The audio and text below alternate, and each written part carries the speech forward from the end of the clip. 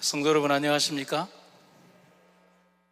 저는 삼천포 한빛교회를 섬기는 오호철 목사라고 합니다. 이렇게 영광의 자리에 초대해 주시고 또 귀한 말씀을 전하게 해주셔서 대단히 감사합니다. 또한 이 자리를 빌어서 부임한 지 5개월밖에 되지 않는 목사를 이 먼 곳까지 가도록 허락하신 삼천포 한빛교회 우리 성도님들께도 깊은 감사를 드립니다. 저는 올해로 33년차 목회를 하고 있습니다. 삼육부산병원 원목으로 8년간 근무하다 올해 이동하게 되었습니다. 그런데 제가 소개를 하다 보면 제가 삼천포에서 왔다라고 하면 대부분의 사람들이 100이면 100 똑같은 질문을 이렇게 합니다. 삼천포가 어디예요? 라고 하는 질문을 하십니다. 그래서 제 소개도 할 겸 삼천포의 사진을 몇 장을 좀 준비했습니다. 저기에 있습니다. 그리고 삼천포에는 아름다운 삼천포 대교가 있고요, 대한민국 5대 일몰지라고 하는 실안의 일몰지가 있습니다. 그냥 아무나 막 찍어도 됩니다. 그리고 야경도 이렇게 멋지고요, 우리 성도님들이 이렇게 아름다운 교제를 한 그런 교회입니다. 우리 교회의 역사는 한 100년의 역사를 가지고 있고요, 그래서 영남에 있는 여러 100년의 역사 교회 가운데 저희도 한 교회를 담임하고 있습니다. 저희 교우님들이 예배드리는 그런 장면입니다. 그리고 저희 교회가 위치해 있는 장소는 저렇게, 예전에는 이런 아파트군이 없었지만은 시골도 좀 발전하면서 아파트군이 형성되면서 교회가 공원 앞에 이렇게 위치하게 되어 있습니다. 제 소개는 이것으로 다 해드렸습니다. 근본 서부 야행의 강사 요청을 받고 또 주제를 부탁받으면서 계속 떠오른 단어가 있습니다. 그것은 사명이라는 말을 다시 생각하게 되었습니다. 사명이라는 단어의 뜻을 모르는 것이 아니고 또 모르는 분도 없습니다. 가장 많이 들은 분들이 사명이라는 단어를 들었고 수없이 많이 반복된 단어입니다. 그런데 단어의 뜻을 모르는 것이 아니라 사명이 가진 무게와 느낌이 무엇인지 고민하게 되었다는 것입니다. 그런데 지난 1년여를 보내면서 제가 느끼고 알게 된 것이 하나가 있습니다. 제가 강사로 오라는 부름을 받고 1년을 지내면서도 정작 원고를 만들기 시작한 것은 한 2달 전이었습니다. 엄격히 말하면 2달이 채 되지 않습니다. 그러면 이렇게 생각하실 수 있을 거예요. 목사님, 그러면 겨우 한 달 준비하신 겁니까? 아닙니다. 제가 노린 게 아닙니다. 지난 1년 동안 단 하루도 빠지지 않고 이 야영에 대한 부담감과 기대감으로 살았습니다. 다른 일을 하다가도, 설교를 하다가도 이렇게 제가 생각나는 것을 벽지에 큰 전지를 만들고 거기에 계속해서 메모지를 붙였습니다. 그리고 작은 스티커를 가지고 또 붙이면서 이런 전지를 여러 개 붙여놓고 그렇게 제 생각들을 정리하고 무엇을 말할까, 떠오르는 생각의 조각들이 혹시나 흘러가지 않도록 계속 사명이 무엇일까, 무엇을 전해야 할까, 무엇을 기별로 말해야 될까를 고민하게 된 겁니다. 여러분, 이 종이를 제가 여기까지 가지고 와서 제 숙소 벽에 붙여놓은 사진입니다. 그러다 문득 제가 지난 7월 초에 이런 생각이 들었습니다. 사명이란 쉬지 않고 기억하는 것이다. 마지막과 결과가 이미 정해진 삶을 사는 사람들이 우리들입니다. 여러분, 우리는 우리가 가야 될 길의 끝을 모르는 사람들이 아니라 우리는 우리가 가야 될 길의 끝을 아는 사람들이잖아요. 이미 승리가 예정되어 있고 확정되어 있는 그 길을 우리는 그 길을 이미 가는 사람들이잖아요. 어떻게 보면 재방송에 확정된 그 길을 우리는 리와인드 해가면서 그 길을 가는 사람들이라는 거예요.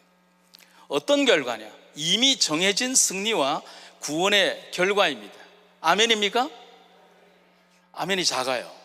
여러분, 승리에 대해서 이미 확정되었다는데 이미 정해진 승리와 구원의 결과입니다. 아멘입니까? 그래서 사명의 삶이란 삶의 끝, 그리고 우리 존재의 끝에 있을 영광의 그날을 오늘 이 시간 잊지 않고 살아가는 것이 사명의 삶입니다. 지난 1년 동안의 고민 끝에 제가 내린 정의입니다. 그럼 저는 이번 주간 무슨 기별을 전해야 할까? 제가 전할 남은 자의 기별은 무엇일까? 어떤 기별을 담아야 할까? 그래서 이런 생각을 또 하게 되었습니다. 남은 자인 우리는 세상 속에서 우리가 어떤 모습으로 보여져야 하는가라는 겁니다. 이번 주간 답을 찾는 여정이 되시기를 기대하고 고대합니다. 이름에 대한 이야기를 좀 들려드려야 될 것 같습니다. 우리들이 잘 알고 있는 탈무드에는 이름에 관련된 아주 의미 있는 명언이 있습니다. 이름보다 소중한 것은 없다. 그리고 명심보감에는 이름과 관련하여 이런 말이 있습니다. 하늘은 복 없는 사람을 내지 않고 땅은 이름 없는 풀을 기르지 않는다. 참 아름다운 글이죠. 세상에 존재하는 가장 흐드러진 것들 속에서도 창조주가 붙여놓은 그 이름들이 존재한다는 거죠. 세상 만물에는 이름이 있고 이름이 있기에 존재의 가치를 가진다는 얘기입니다. 저희 삼천포 한빛교회는 1년 내내 새벽기도회를 합니다.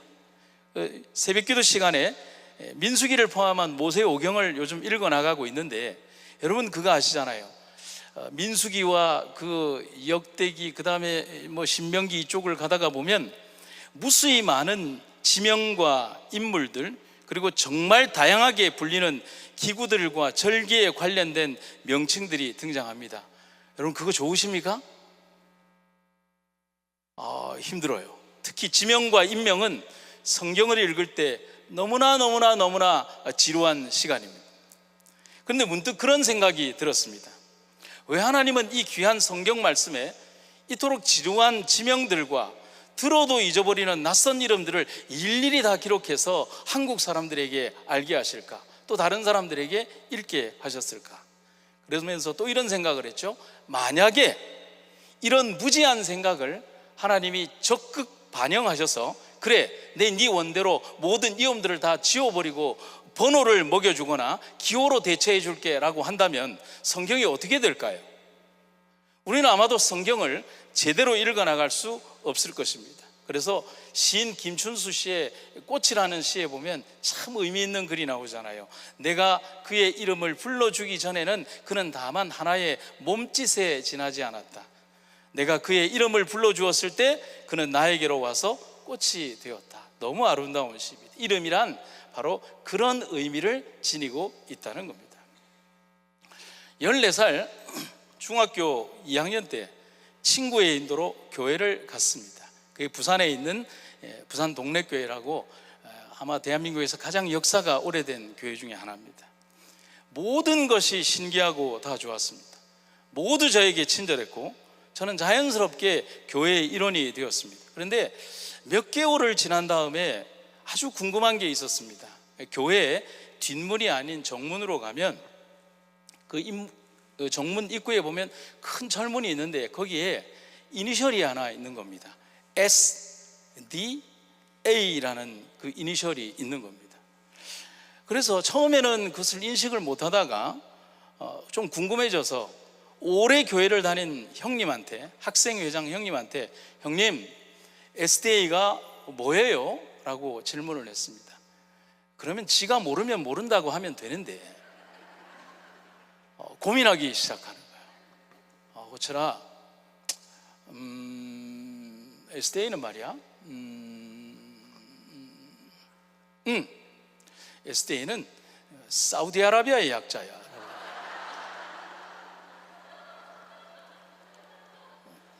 충격이었습니다. 요즘 흔히 미국이 작전을 할 때 말하는 것처럼 충격과 공포였습니다. 대한예수교 장로회도 아니고 기독교 대한침례회도 아니고 사우디아라비아 교회였습니다. 그래서 형님에게 질문을 다시 했죠. 형님, 왜 우리 교회는 사우디아라비아 교회입니까? 라고 하니까 답을 또 내놔야 될 거 아닙니까? 그건 말이야, 세상에 존재하는 모든 기독교 교단이 사우디아라비아에서 전도가 안 되는데 우리 교단만 전도를 잘한다는 거예요. 아주 그럴싸한 대답이었어요. 그런데 여러분, 교회를 처음 나간 저에게 있어서 그것은 처음 듣는 얘기니까 정답이잖아요. 자부심이 얼마나 좋았는지, 세상에 어떤 교단도 못하는 일을 내가 다니는 교회가 하고 있구나. 나는 사우디아라비아 교인이다. 그렇게 1년 동안을 그렇게 자랑스럽게 다녔습니다. 이걸 언제 알게 됐냐면 연말 철야기도회를 하는데 제가 중학교 2학년 신분으로 연말 철야기도회에 참여했다가 성도님들 한 40여 분이 이렇게 철야기도회에 눈물을 흘리고 회개하고 그 다음에 감격을 누린 다음에 제일 마지막 시간에 헌신설교를 목사님이 감동적으로 하시고 한 사람씩 40명이 전부 다 그 신앙 간증하는 시간이 있었습니다. 그럴 때 이제 목사님께서 오늘 제일 마지막으로 이 교회에 나와서 중학교 2학년짜리 학생이 교회 나왔는데 간증 한번 들어봅시다 라고 하는 거예요. 모든 분들이 아멘을 했을 때 제가 눈물을 툭툭툭툭 흘리면서 하나님께서 저를 이 사우디아라비아 교회로 인도해 주셔서 감사합니다. 나중에 보니까 그게 아니더라고요. 이 에스테이라는 이름은 이거잖아요. 제7일 안식일을 지키며 예수님의 재림을 기대하며 고대하는 무리들. 아멘 아닙니까? 여러분, 제가 이름 얘기를 했지만 우리 교단의 이름 속에 우리의 정체성과 우리 삶의 방향과 우리의 미래와 우리의 모든 것들이 다 담겨 있잖아요. 제7일 안식일을 지키며 그 다음에 재림을 따라해 보십시오. 재림을 기대하며 고대하는 무리들. 그렇잖아요. 우리 이름이 바로 그런 이름이라는 사실인 겁니다. 그래서 우리는 우리 교단의 이름 속에 있는 이 담겨져 있는 이름 속에서 우리의 삶의 가장 아름답고 정직한 그 사명이 우리들 속에 있다는 사실을 기억을 할 필요가 있다는 것입니다. 조금 이름 얘기로 좀 더 돌아가면 히브리인들에게 있어서 이름은 남다른 의미를 지니고 있습니다. 한문 영향권에 있는 우리나라나 중국이나 이런 나라들 같은 경우는 이름 자체에 상당한 의미를 담고 있듯이 히브리인들에게 있어서는 단순한 의미를 넘어서 이름의 기별과 사명 그리고 바라는 바의 염원과 하나님의 어떤 중요한 기별들이 담겨 있는 것이 히브리인들의 이름입니다. 그래서 제프리 리라고 하는 침례 신학대의 구약학 교수는 이름에 대해서 이런 정의를 합니다. 사람의 이름은 개체 확인의 수단이라는 차원을 넘어 그 사람 존재 자체에 계시다라고 하는 말을 하고 있습니다. 참 공감이 되는 말입니다. 단순히 이름이 불리워지는 수단이 아니라 이름 안에는 부르신 사명과 완수해야 될 책임이 있기 때문에 현재 이름이 불리워진다는 것은 존재한다는 것을 말하는 것입니다. 죽은 자를 부르지 않아요. 그렇지 않습니까? 죽은 자는 불리워지지 않는 것입니다. 산 자에게, 존재하는 자에게 부르는 겁니다. 그래서 현재 우리가 이름이 불리워진다는 것은 존재하고 활동하고 살아있음을 방증하는 것이 우리의 이름이라는 사실입니다. 그래서 우리가 한번 생각을 해보면 아브라함이라는 이름이 아브라함으로 바뀝니다. 근데 확실히 이 아브라함이라는 이름 자체도 존귀한 아버지라는 아주 중요하고 그리고 의미심장한 이름을 다루고 있습니다. 그런데 이 이름이 아브라함으로 바뀝니다. 뜻이 뭐죠? 허다한 열국의 모든 백성의 아버지라는 뜻으로 아브라함으로 개명이 됩니다. 창세기 17장 5절의 말이죠. 더 확장되고 또 하나님께서 바라시는 그 사명이 그의 이름 속에 담기는 겁니다. 그리고 우리가 잘 아는 이름 가운데 야곱이라는 이름이 있죠. 발 뒤꿈치를 뭐한 자? 잡은 자, 속이는 자. 그런데 사전을 잘 찾아보면 이것보다 야곱이라는 이름의 뜻에 가장 합당한 뜻이 있는데 대신 들어앉은 자라는 겁니다. 기가 막히죠? 싹 밀어내고 자기가 먼저 들어앉으라는 뜻입니다. 그런데 그의 이름이 이스라엘로 바뀝니다. 우리가 아는 일반적인 이름의 뜻은 하나님과 겨루어 이긴 자라고 알고 있지만 이것은 실제적인 그 해석의 뜻이 아닙니다. 원래 이스라엘의 뜻은 하나님께서 지배하신다는 뜻이에요. 하나님께서 통치해 주시옵기를 이라는 뜻이고, 그리고 하나님의 전사 혹은 하나님께서는 힘이 세시다라고 그렇게 설명하고 또 해석되는 뜻이 이스라엘이라는 이름의 뜻입니다. 그런데 이 이름을 굳이 사전적인 이름의 뜻을 천사가 재해석하는 거예요. 그리고 더 깊은 의미를 이스라엘의 이름 속에 담궈주는 것입니다. 야곱과 밤새워 씨름한 이 하나님의 사자는 아주 독특한 해석을 이스라엘이라는 이름 속에 담습니다. 하나님과 겨루어서 뭐 했고? 이겼고, 사람들과도 겨루어서 이겼다. 이스라엘이라는 이름을 담고 있습니다. 이것이 야곱이 축복해 달라는 요구에 대한 응답이었기 때문에 천사는 그 본래의 의미에 더 깊은 축복과 의미를 이름 속에 담아서 해석을 한 것입니다. 여러분, 우리에게로 한번 돌아와 볼까요? 우리들에게 공통적으로 불리는 이름이 있습니다. 그게 뭘까요? 그리스도인이라는 이름입니다.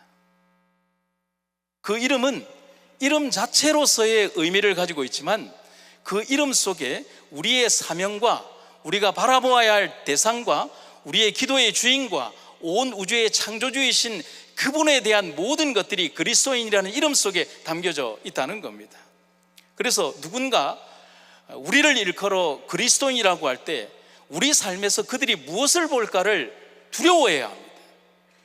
우리를 그냥 단순히 보통 명사로 지칭하는 그리스도인이라고 할 때 그냥 단순히 그리스도인이 아닌 거예요. 여러분, 제가 6년 전에 오레곤에서 전도회를 하고 목사님께서 공항에 데려다 주셔서 집으로 가야 되는데 목사님께서 쇼핑을 하게 하셔서 눈이 번쩍 뜨이는 상품을 하나 발견을 했어요. 한국에는 너무 비싼데 오레곤에서는 너무 샀던 공기청정기가 있었습니다. 그 유명한 다이슨 공기청정기가 있었습니다. 근데 이것을 풀어서 캐리어에 넣으니까 들어가지를 않아요. 그래서 어떻게 할까 하다가 할 수 없이 박스채 뽁뽁이로 포장을 해서 이렇게 실어서 갔는데 이제 출국 심사를 받고 나가려고 하는데 그 세관 직원이 그 잘생긴 미국인 직원이 딱 잡더니만은 영어도 잘 못하는 저에게 이게 뭐냐는 겁니다. 그래서 제가 잘 못하는 영어와 안 되는 발음으로 공기청정기라고 했습니다. 물론 영어로 했습니다. 그렇게 오해하시면 안 돼요. 공기청정기로 했습니다. 그랬더니만은 그 미국인이 직원이 what이라고 하는 겁니다. 그래서 제가 다시 한번 공기청정기라고 했습니다. 그러니까 또 what이라고 하는 겁니다. 그래서 제가 또박또박하게 공기청정기라고 했습니다. 그러니까 what이라고 하는 겁니다. 여러분, 경상도 사람들이 좀 불뚝 성질이 있어요. 그래서 저도 모르게 화가 나서 이렇게 얘기했습니다. 다이슨! 이랬습니다. 그런데 그 직원이 반응이 참 대단했어. 다이슨, 오케이, 이러는 것입니다.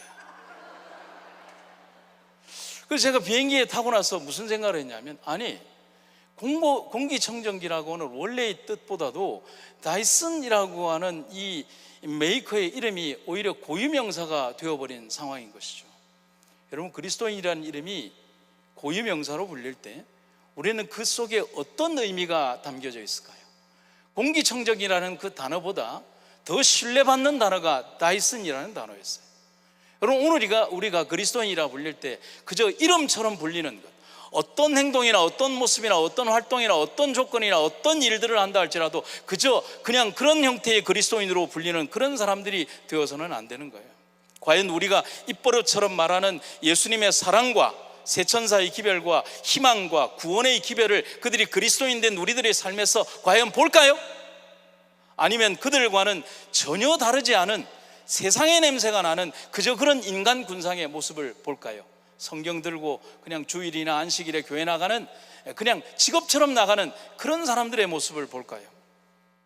우리는 우리가 살아가면서 내가 원하지 않는 너무나 다양한 일을 맞닥뜨릴 때가 많습니다. 인생이 그렇잖아요.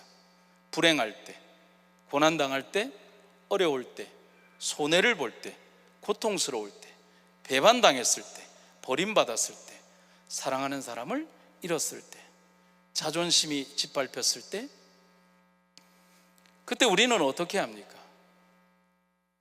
그때 우리는 어떻게 해야 합니까? 그럴 때 우리는 어떻게 하고 있습니까? 여러분, 우리는 살아가면서 그리스도인이라는 이름을 가장 자랑스럽게 생애하고 살아왔지만 그리스도인이라는 가장 우주의 고귀한 고유명사의 그 타이틀을 걸고 살아가면서도 정말 이 땅 아래에 수없이 반복되는 예배 속에서 하나님의 이름을 전한다라고 하나 살아면서도 그러나 세상 속에서 과연 그들에게 희망과 빛이 되는 삶을 살아가고 있는가를 우리는 고민해 봐야 되지 않을까요? 여러분, 세상에 정말 버려졌고 세상 가운데 내동댕이 쳐졌지만 그곳에서 변하지 않는 모습으로 자신을 세상 속에 보여준 한 사람을 통해서 오늘 저는 이 저녁에 남은 자의 삶을 조명해 보고자 합니다. 자신의 선택이 아니라 억울하게 세상에 남겨진 자, 그리고 모든 사람들에게서 버려진 자 요셉입니다. 그의 삶을 함축하고 그리고 그를 부르는 새로운 이름이 있습니다. 사브낫 바네아라는 이름입니다. 애굽의 절대 권력자인 바로가 애굽의 모든 박사와 술객들이 풀지 못한 꿈을 해석한 약관 30세의 청년을 바라보면서 그의 내면에서 바로의 내면에 요셉의 내면에서 비치는 하나님의 임재를 이방의 왕이 보면서 이름 지어줬던 것이 사브낫 바네아라는 이름입니다. 그리고 그를 애굽의 최고 통치자로 임명을 합니다. 그 다음에 그는 마음에서 우러나는 존경심과 경외심을 가지고 그를 위한 이집트식의 이름을 짓습니다. 그 이름이 바로 사브낫 바네아라는 이름입니다. 여러분, 바로는 무슨 뜻으로 무엇 때문에 이런 이름을 주었을까? 그것은 왕의 눈에 비친 그리고 요셉의 모습, 그리고 그의 안에 내재하시는 위대한 신의 존재를 느끼면서 지은 이름이라는 사실이에요. 엄격히 말하면 요셉을 본 것이 아니라 요셉 안에서 역사하시고 요셉을 통하여 말씀하시는 하나님의 존재를 보면서 그가 사브낫 바네아라는 이름을 지었다는 것입니다. 뜻을 직역을 하면 이렇게 됩니다. 아마 이게 내일 시험에 나올 것 같아요. 빨리 기록을 해두세요. 그가 한번 따라해 보시겠습니까? 그가 살 수 있도록 신이 말한다.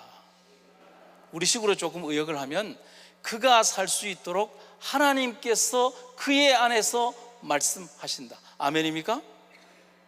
그리고 다른 해석은 뭐냐면 생명의 구주, 계시의 해석자라는 표현도 적용이 됩니다. 왜 바로는 이런 이름을 주었을까요?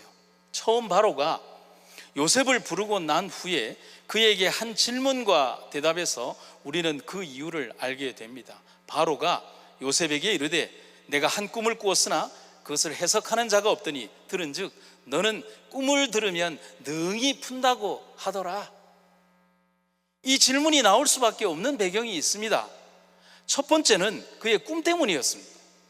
흉측하고 이해할 수 없는 꿈 앞에서 바로는 한없이 두려웠습니다. 왜냐하면 그 꿈 자체가 무언가 엄청난 기별을 신께서 자기에게 주었지만 그것에 대하여 해석할 수도 없고 어떤 대책을 가질 수 없다는 인간의 연약함 앞에서 그는 두려울 수밖에 없었다는 사실입니다. 그런데 아무도 그 꿈을 해석해 주는 이가 없었습니다. 수천 명의 박수와 술객과 점쟁이와 그리고 하늘의 별을 보고 신의 어떤 계시를 본다고 하는 수많은 술객들이 애굽의 궁정에 있었지만 단 한 명도 그 꿈에 대한 해석을 보는 사람이 없었습니다. 두 번째는 술 맡은 관원장이 그에게 해준 이야기 때문이었습니다. 요셉의 꿈 해석처럼 정말 지위가 복원된 술 맡은 관원장은 거의 3년 가까이 기간 동안 요셉을 잊어버리고 있었습니다. 그런데 이런 일이 벌어졌을 때 그는 지체 없이 자신의 경험을 왕에게 말했습니다. 왕이시여 바로요, 3년 전에 저에게 이런 일이 있었습니다. 저는 복원이 되고 그리고 다른 이 떡 맡은 관원장은 복원되지 못했습니다. 그렇게 해서 불려온 요셉은 담담하게 그리고 당당하게 왕 앞에서 이런 이야기를 합니다. 요셉이 바로에게 대답하여 가로되 이는 내게 있는 것이 아니라, 제가 여기에 삽입을 한다면 내 안에 계신 하나님이 바로에게 평안한 대답을 하시리이다. 아멘입니까? 내 안에 계신 하나님이 바로에게 평안한 대답을 하시리이다. 이 문장 속에 바로 사브낫 바네아라고 하는 의미가 담겨 있는 겁니다.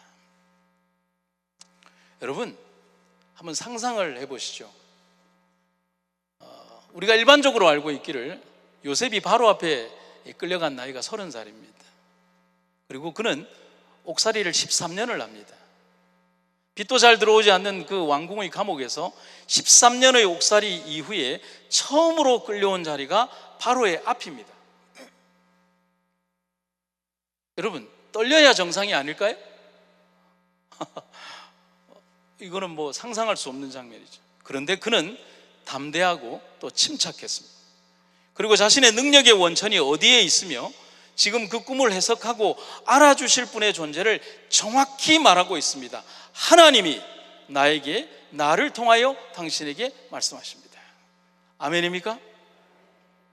그리고 길게 이어진 꿈에 대한 묘사와 해석 그리고 적용은 전율하리만큼 정확하고 놀라운 것이었습니다. 왕은 물론 신하들 모두를 감동시킨 그의 말에 결국 왕이 이런 간증 같은 말을 합니다. 바로가 그 신하들에게 이르되 이와 같이 하나님의 신에 감동한 사람을 우리가 어찌 얻을 수 있으리요? 칭찬을 넘어선, 여러분, 이 말이 칭찬 같지만 저는 이 성경을 읽으면서 무엇을 보느냐면 바로의 두려움이 보입니다. 여러분들도 그렇습니까? 바로의 경외심이 보입니다.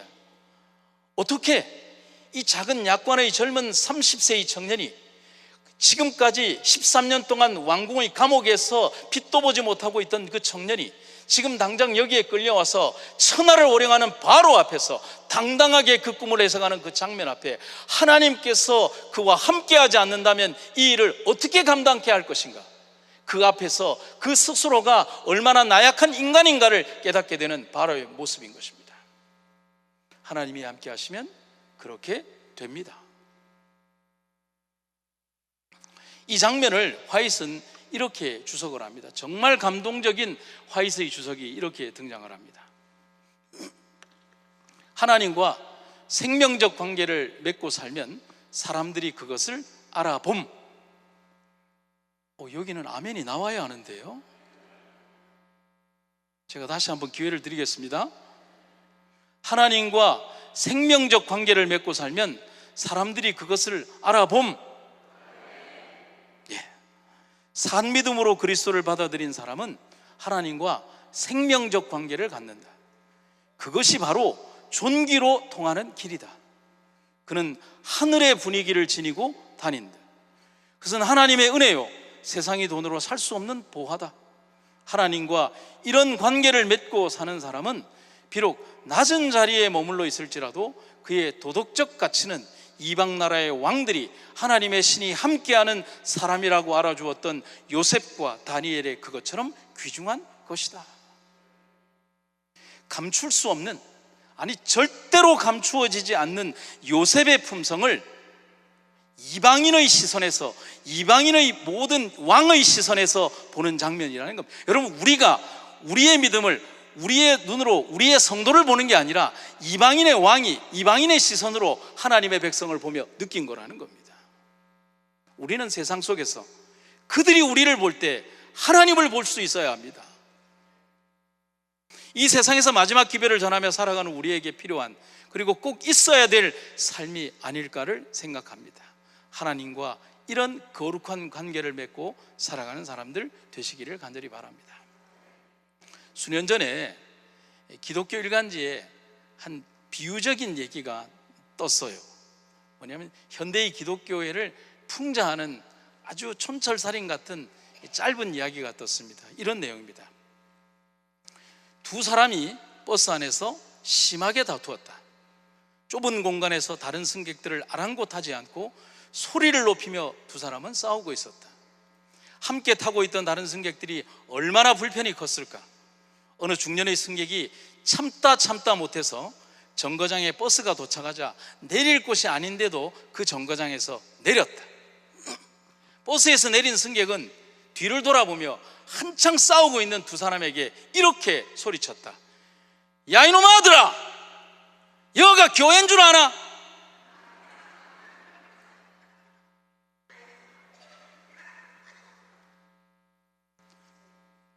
그럼 이게 기독교의 한 칼럼니스트가 쓴 글입니다. 여러분, 너무 너무 아픈 얘기 아닙니까? 너무 아파요. 명치의 끝을 뭔가로 칼로 찔린 것처럼 아픈 거예요.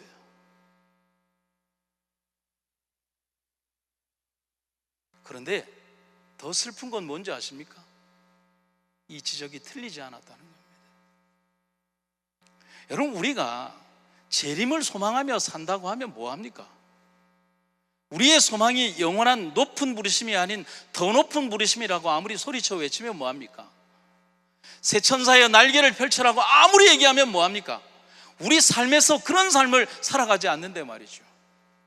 교회가 세상 사람들에게 다툼의 장소와 시정잡배의 모임으로 인식된 것은 너무나 슬픈 일입니다.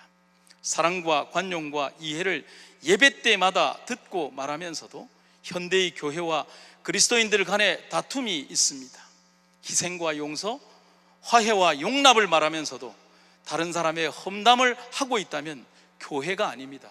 성도가 아닙니다.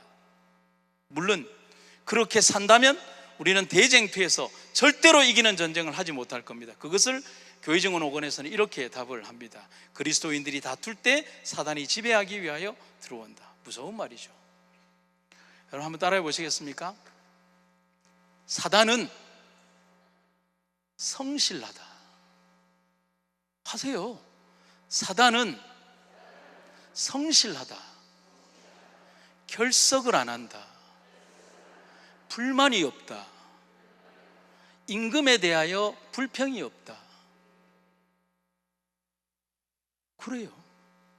세상에 존재하는 모든 피조물 가운데에서 사단만큼 성실한 존재가 어디 있을까? 여러분,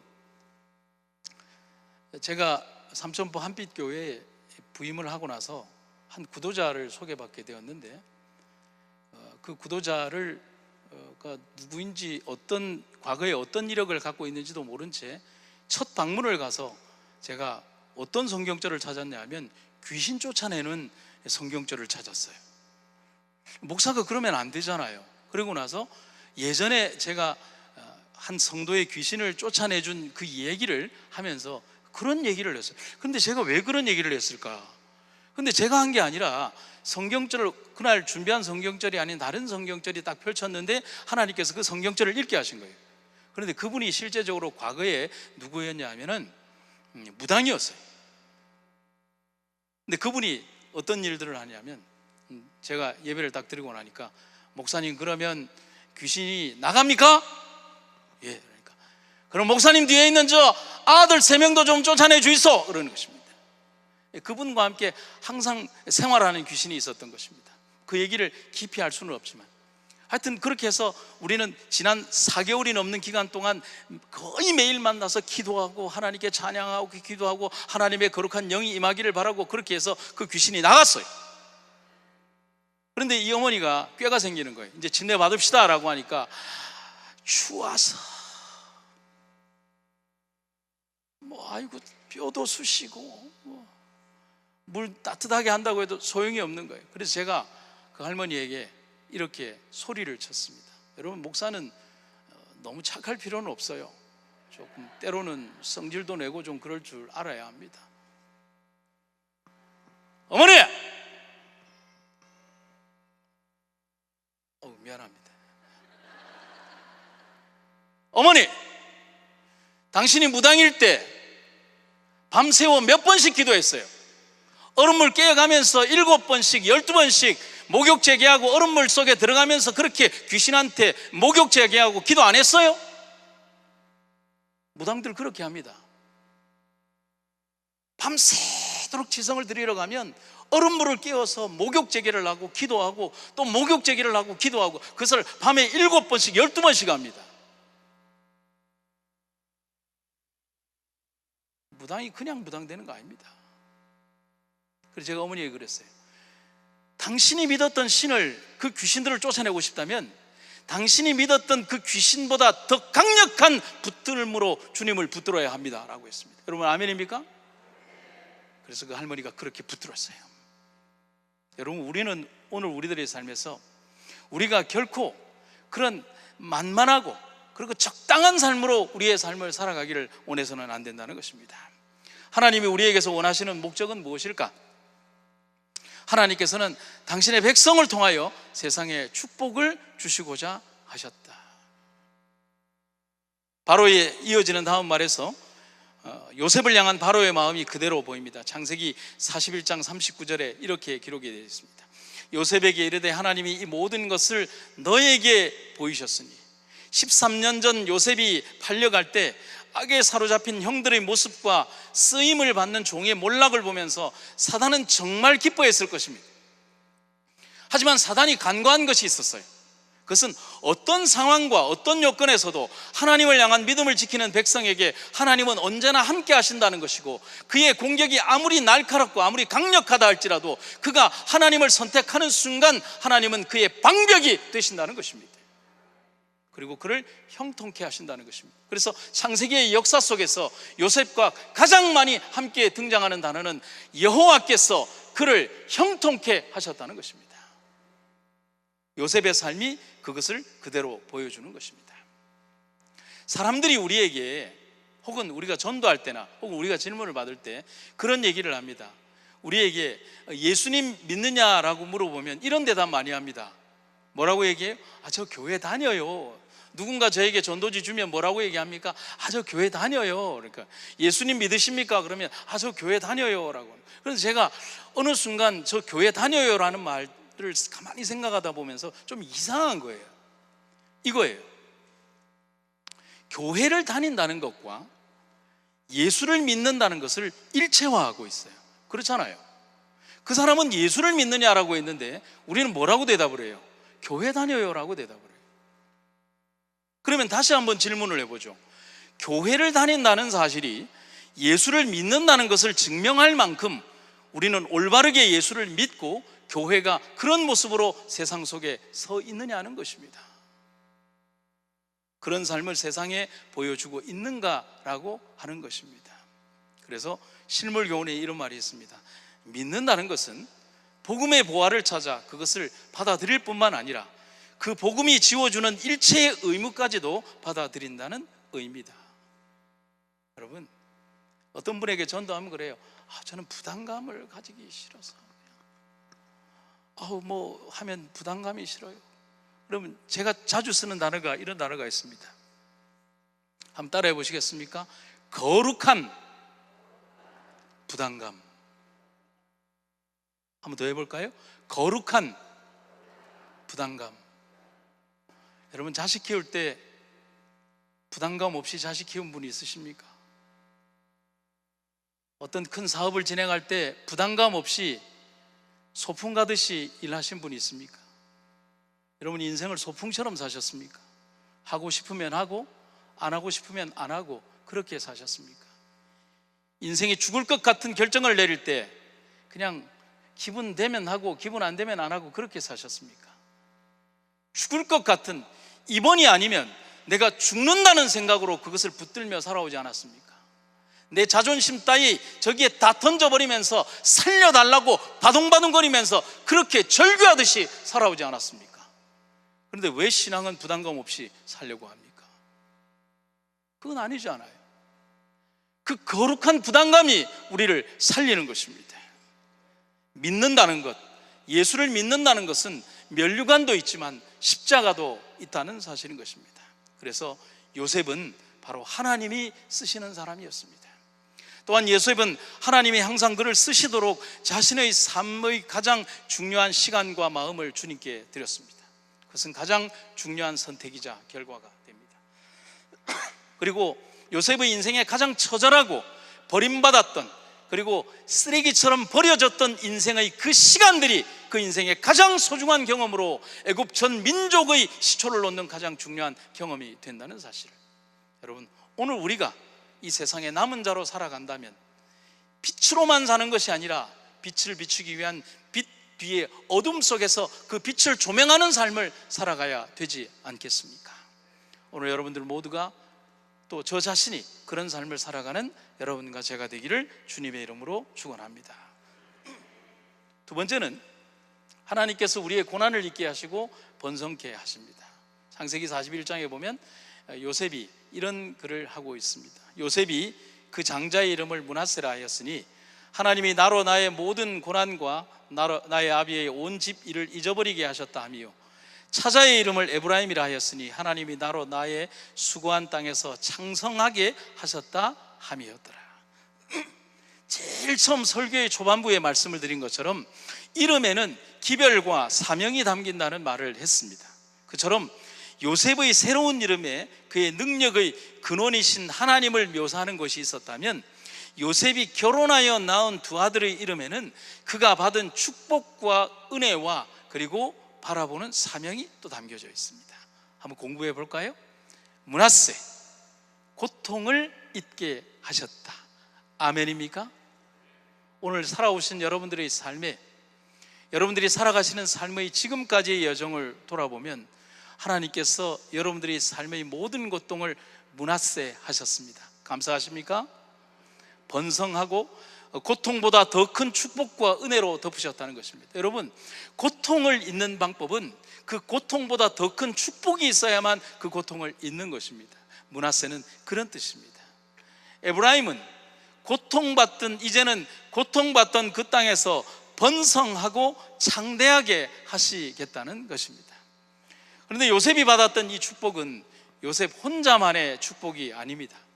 요셉을 통하여 애굽이 축복을 받았고 애굽의 축복으로 그를 버렸던 형제들과 이스라엘이 축복을 받았으며 400년 이후에 민족을 위한 축복을 하나님은 이미 준비하시고 계획하셨다는 사실입니다.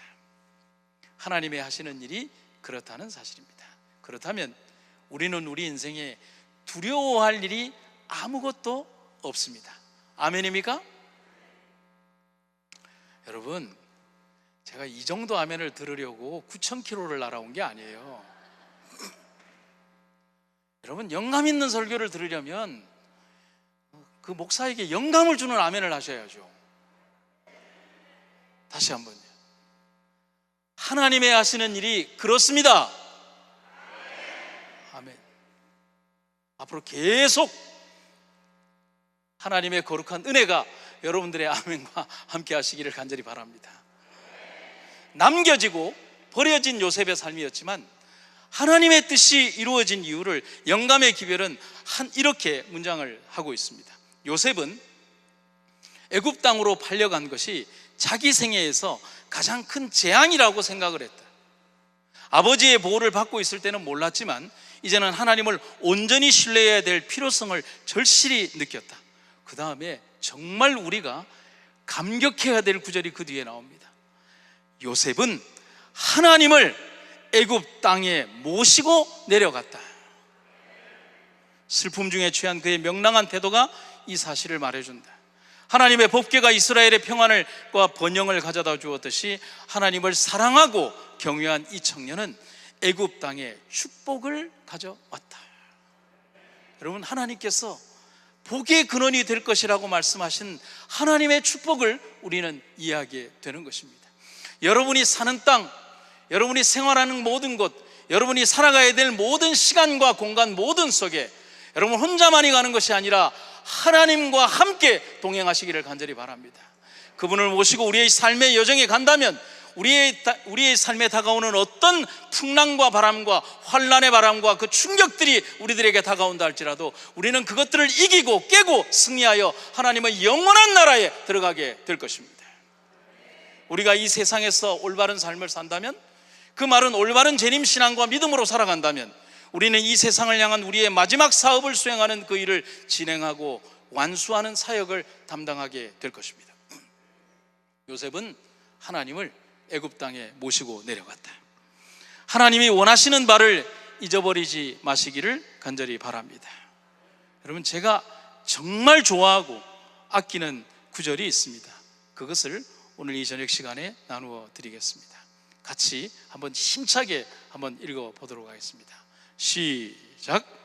믿음은 모든 장벽을 헤치고 모든 장애물들을 넘어 적의 진지 중심부에다 깃발을 꽂는 살아있는 능력이다.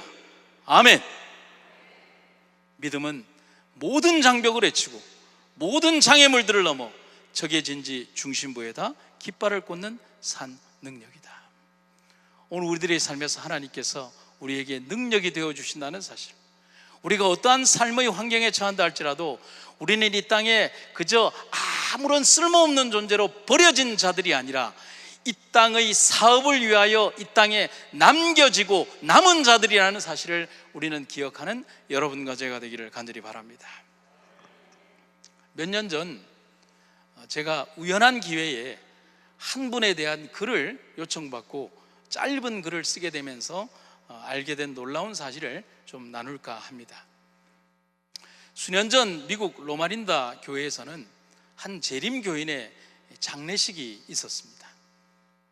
그분은 평생을 위생병원에서 근무하셨고 6.25 당시에는 위생병원 식구들과 제주도까지 피난을 갔다가 부산으로 오시면서 지금의 삼육 부산병원의 전신인 위생병원 부산 분원을 만드는 일에 일조를 하신 분이기도 합니다. 그런데 그분에 대한 소개를 지금부터 드리도록 하겠습니다. 6.25 전쟁이 일어난 이후에 서울이 북한군 아래에 들어갔을 때 서울위생병원은 북한의 특별병원으로 지정이 되었습니다.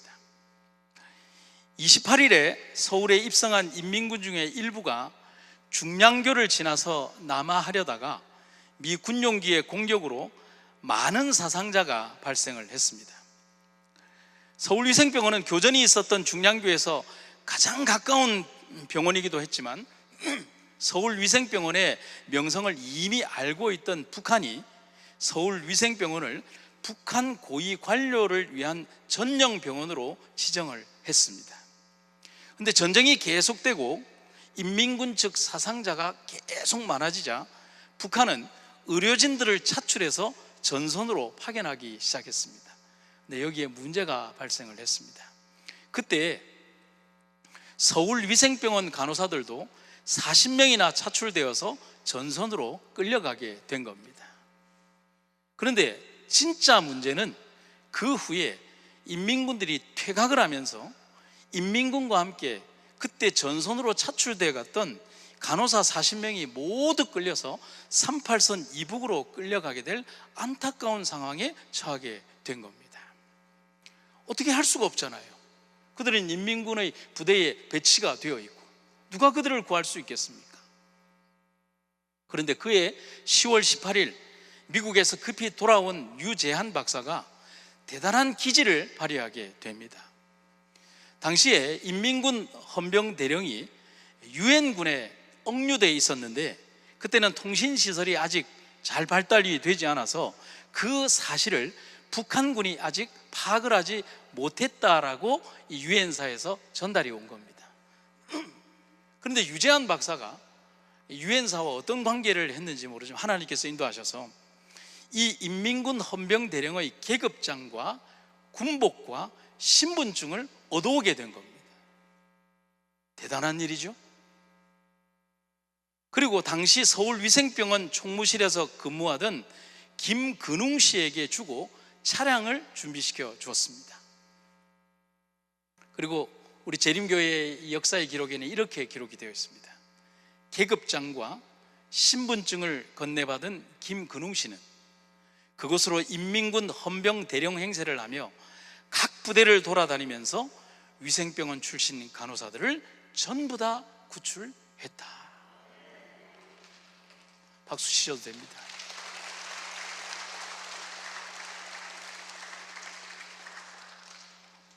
목숨을 걸고 그 일을 수행한 김근웅 씨와 그 일을 주도한 유재한 박사 덕분에 무고한 간호사들이 자유의 몸이 되었습니다. 영화 같은, 아니 영화보다 더한 일이 벌어진 겁니다. 근데 여러분, 이 일에는 우리가 알아야 될 일이 있어요. 이러한 일을 수행하기 위해서는 목숨을 거는 것보다 더 대단한 용기가 필요하다는 사실을 말이죠. 여러분, 인민군 장교복을 입으면 인민군 헌병입니까? 아니잖아요. 근데 장로님의 일화는, 이 김근웅 장로님의 일화는 그것뿐만이 아닙니다. 6.25의 혼돈이 틈타던 시기 다른 2명의 교인과 함께 어렵게 구한 칼빈 소총으로 병원을 지켜내기도 했습니다. 하나님은 그렇게 당신의 교회와 기관을 믿음으로 무장한 사람을 통해서 그들과 함께 하시며 그들을 통하여 지켜주셨습니다. 여러분, 하나님께서 지금도 그렇게 역사하고 계십니다. 그런데 그들이 그렇게 할 수 있었던 그 힘이 어디에서 나왔을까? 저는 생각하게 됩니다. 그리고 정말 궁금했습니다.